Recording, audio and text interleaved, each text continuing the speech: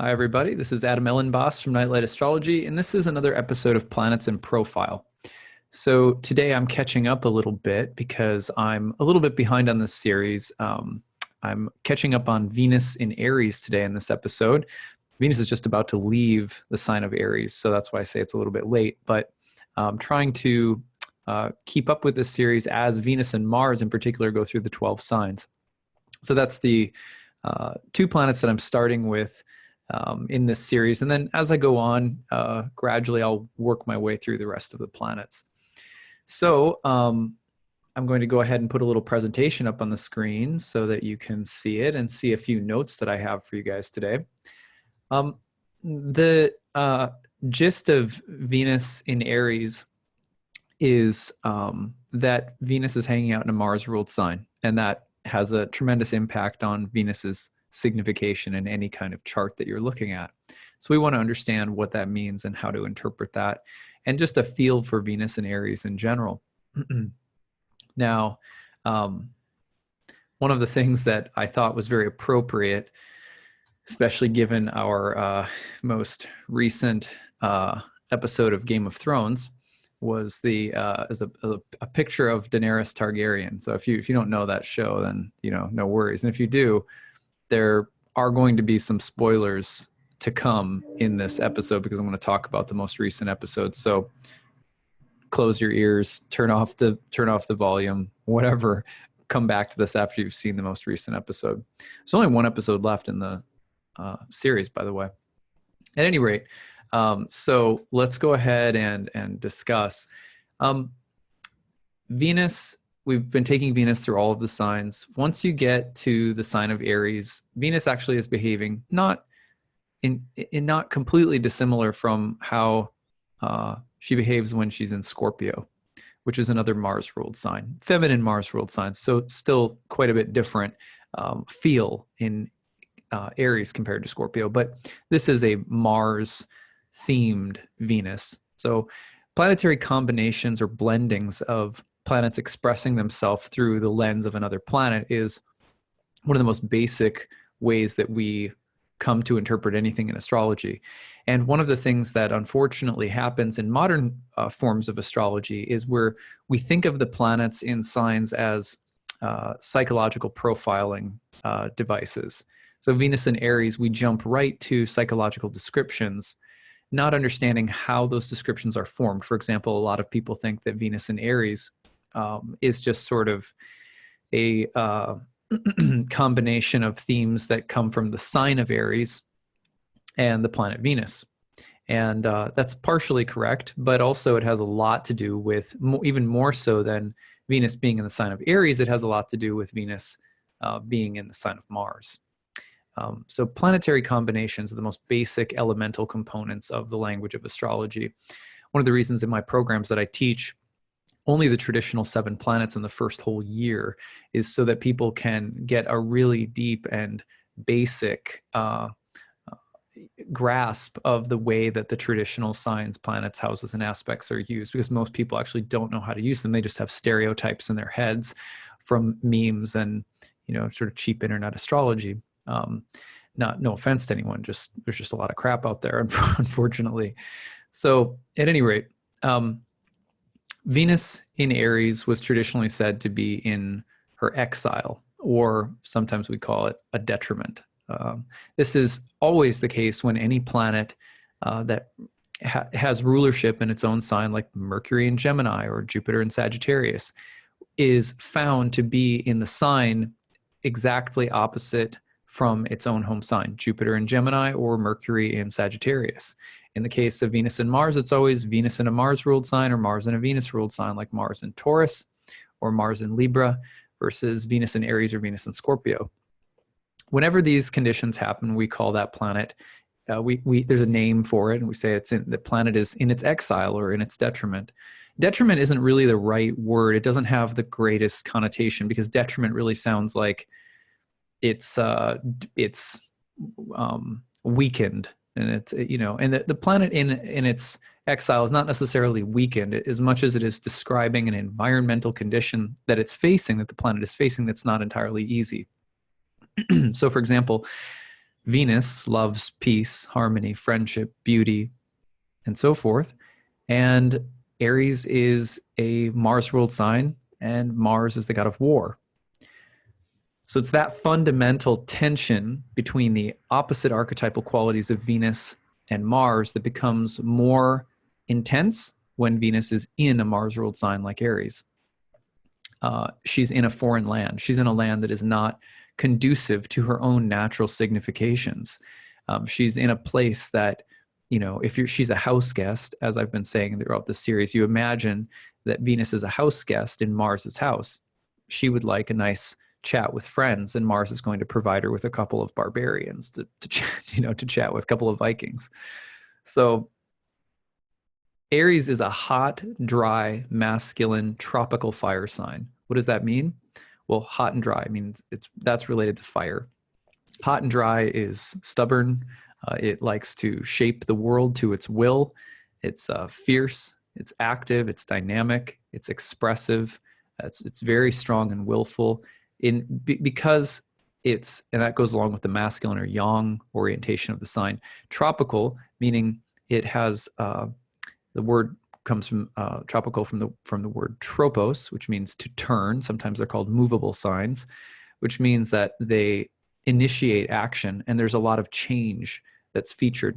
A planet in a cardinal sign is always going to be very dynamic and very changeable. Sometimes, for example, people really misunderstand mutable or double-bodied signs, thinking, well, those are the changeable ones. But actually, double-bodied signs display a variation between solid and unmoving and very movable. So they vacillate between being fixed and being changeable. The changeable signs, the tropical signs, are just straight up changeable. They initiate change and action, and they're always in sort of dynamic, transformative flow mode, you might say, like all the time. So if you have planets, for example, in a cardinal sign, the karma around a particular signification in your chart might be more easy to change. It might be more dynamic and fluid and changeable. Whereas planet in a fixed sign, sometimes it's a lot less likely that karma or that pattern, whatever the planet or chart indicator might be pointing us to in the life of the individual, is less likely to change. So for these reasons, put Venus in this sign, and she may naturally struggle with some of these things because she prefers grace, harmony, beauty, friendship, cleanliness. And this is a place that is more willful, hot, impulsive, sometimes reckless or destructive, competitive, aggressive. It's a little bit more self-centered, a little bit less we, a little bit more me. So those reasons, it's a tense place for Venus to be. Venus is hosted by Mars whenever she travels through Aries. So you always, in order to understand exactly how Venus is behaving in your birth chart or anywhere else when she's in Aries, you have to look at the Mars placement. So for example, right now, Mars is in the sign of Gemini. What that means is that Venus as Venus travels through Aries, she is having her needs met by Mars in Gemini. So Venus wants friendship. What is she going to get? Competitive, mental, curious, combative, aggressive, but intelligent material to work with, right? She's going to get Mars and Gemini-like stuff. That's because her host, Mars and Gemini, is providing for her needs. So you always have to look at where is Mars to get a pretty distinct sense of what Venus is up to. Now, when you combine that with house placement, aspects, day or nighttime charts, sect considerations, all different kinds of essential dignity conditions, different forms of accidental dignity, it becomes very, very specific, which is why, again, it's very important to just be careful of cliches when it comes to any planet in any sign.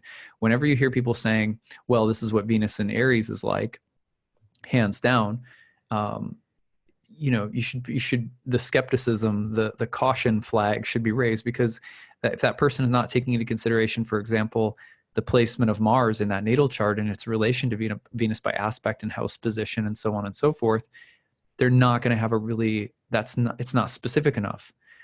You know, it'd be like saying all people who play sports are the same. All women who wear red are the same. Do you know what I mean? These are generalities. It's not really doing astrology. In some ways it helps us. There's a pattern recognition that can help to get some of these cliches down, like Venus in Aries is sexy and aggressive, you know, some kind of cliche like that. Okay, so that can help us on a certain level, but astrology is much more sophisticated than that. And so we have to learn how to track, at the very least, the dispositor of Venus in Aries, which is always going to be Mars. So in terms of the natural significations you might see, these are a list of some, talk about both sides of my mouth. Here are some cliches. So Venus may enjoy or find beauty or harmony or aesthetic value in things that are more martial. That would be things that are more aggressive, things that are more, kind of the hunt, the thrill, the fight, things that are more fiery, fierce, willful, dominant or assertive. But Venus may delight in those things or find beauty or pleasure or even find some degree of harmony and beauty within those topics. She may become more fiery, aggressive, and impulsive, and that can be upsetting. For example, when someone has, and I'm going to use now, this is your Game of Thrones spoiler alert, so plug your ears, put on earmuffs. This latest episode of Game of Thrones, which, by the way, I have to issue this disclaimer really quickly. I don't have a TV any longer, so I'm making a special exception to watch this series because I've been following it for however many years now, like 10. I don't know. It seems like it's been forever. So even though I don't really watch TV anymore, I felt like I had to follow this through and see how it ends. I have been reading the books too. And not surprisingly, for a long time, I felt like, Daenerys is a really complicated character, the Dragon Queen. She's, she is really self-centered and arrogant and proud and desiring and covetous of power, for as much as she is also sort of morally upright, progressive, open-minded, is kind of a humanitarian. So I've always been very skeptical of her, even though I've really liked her at times.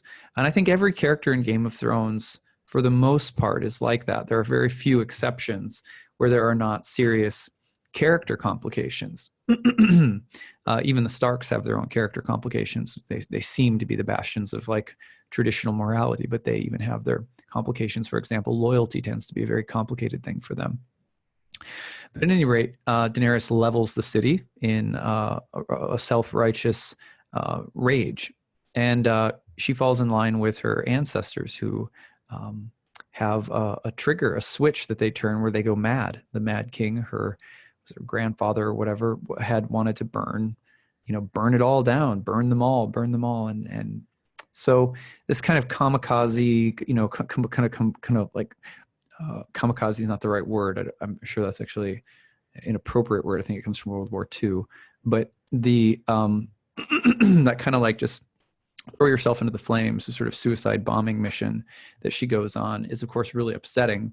This is very Venus in Aries in the sense that Venus in Aries, the shadow side sometimes is there might be a good cause, like the warrior that wants to fight for the right cause, for the morally progressive stance, but will stoop to the level of their enemies in the process, or will mix the desire for dominance and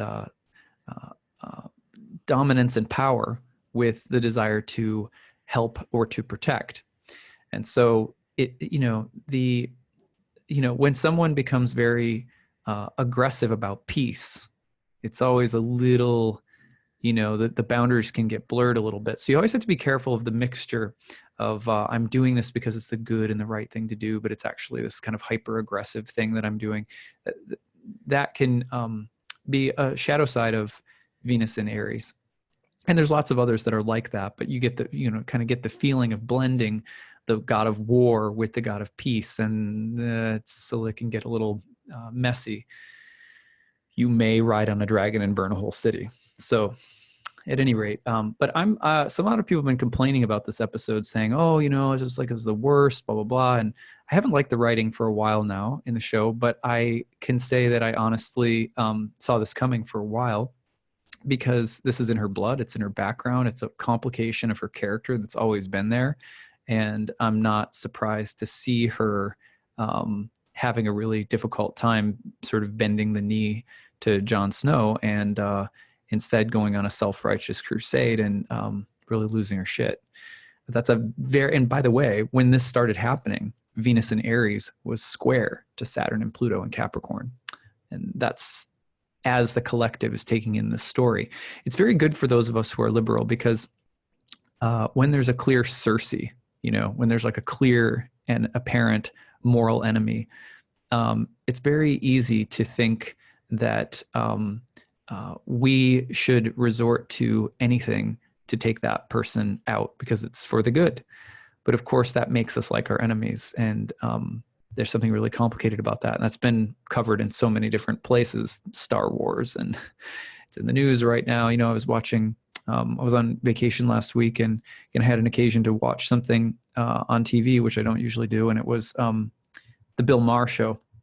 And Bill Maher is, of course, he's always sort of going off about how liberals need to put on the boxing gloves and actually, beat some people up or whatever. And I'm never impressed by that argument. I'm a bit more on the side of Michelle Obama. If someone goes low, we go high.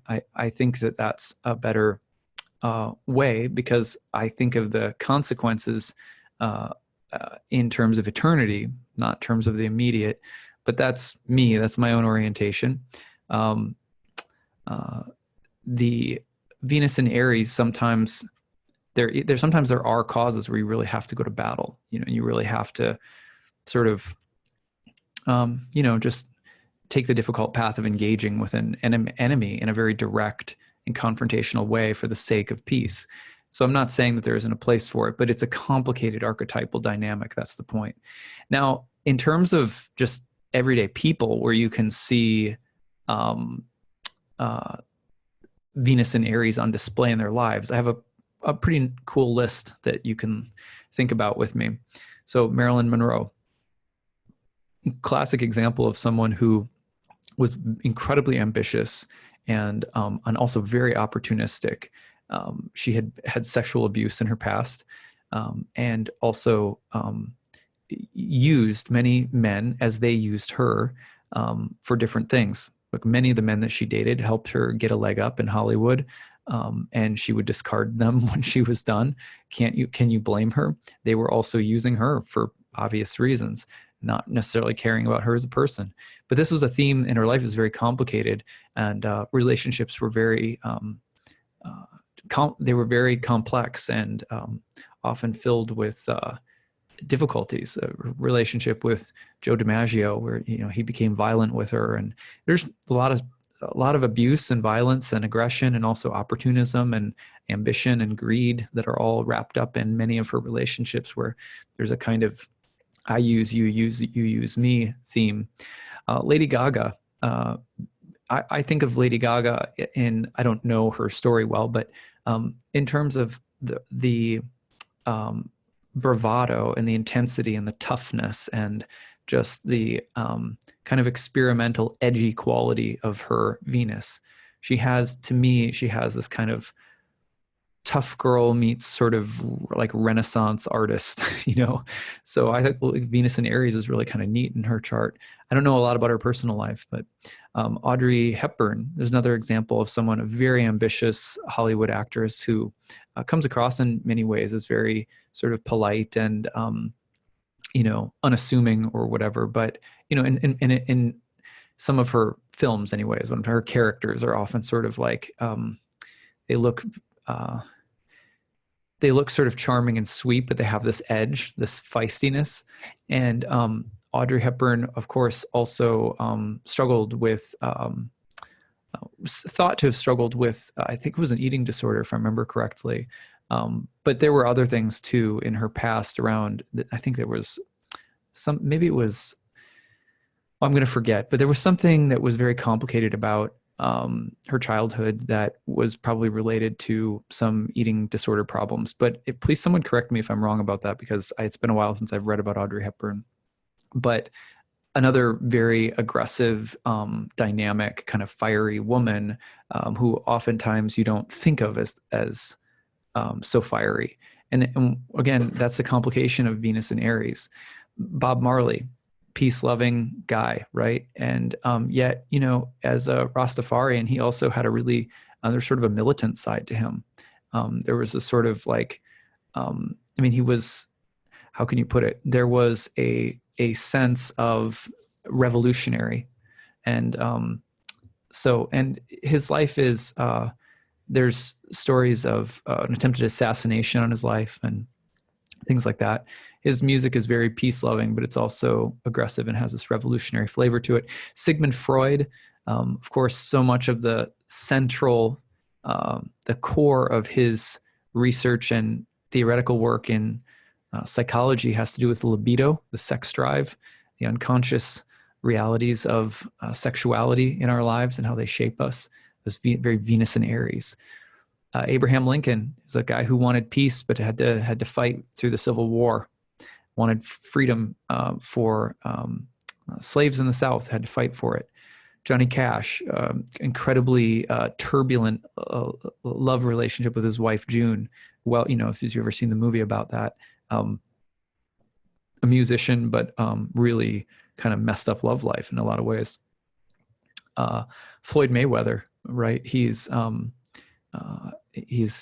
of like an icon for wealth and status and sort of class and charm, but also he's a boxer, and he's also like really sort of arrogant and sort of overpowering, So it's interesting because Muhammad Ali also had Mars in Taurus, which is a Venus ruled sign, so similar kind of combination.